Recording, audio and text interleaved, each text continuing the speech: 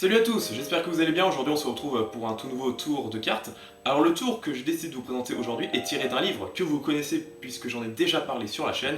Il s'agit d'un tour tiré du Top Carré de John Carré, un excellent livre sur la cartomagie et sur la magie des pièces. Alors j'ai décidé de vous présenter un tour basé sur la prédiction de l'avenir. John Carré l'écrit lui-même dans son livre, hein. Il s'est inspiré d'un effet du magicien Bill Simon.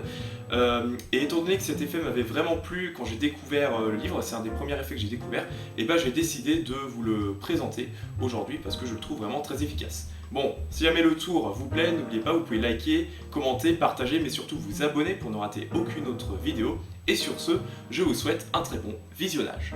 Alors pour ce tour, je suis avec Camille aujourd'hui. Bonjour Camille. Bonjour.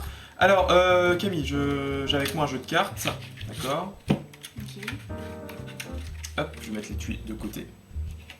Le jeu de cartes est ordinaire, comme tu peux le voir, toutes les cartes sont différentes, toutes les cartes sont mélangées. Oui. Parfait. Je vais commencer par mélanger un petit peu le jeu évidemment, pour être sûr qu'il n'y ait pas de triche. Et j'aimerais attirer ton attention, j'ai ici avec moi un petit morceau de papier, Ok. d'accord, qui va nous servir en fait pendant le numéro, d'accord. Donc on va le mettre juste là, d'accord. Ce que je vais faire, c'est que simplement tu vas avoir un choix à faire.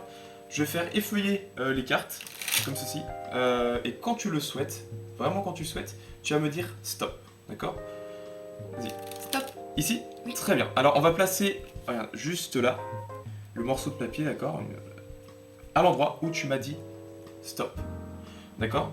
Donc vraiment dans le milieu du jeu, hein, d'accord, on est d'accord, t'aurais pu vraiment t'arrêter à n'importe quel endroit, tu t'es arrêté à cet endroit-ci. Oui. D'accord. Alors on va regarder ce qu'il y a écrit sur cette enveloppe, parce que sur le dos de l'enveloppe, il y a une petite inscription.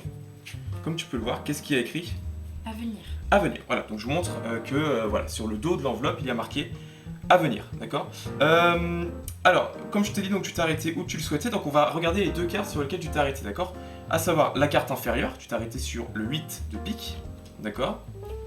Et tu t'es arrêté donc sur cette carte-ci, d'accord, à savoir le l'as de cœur, d'accord.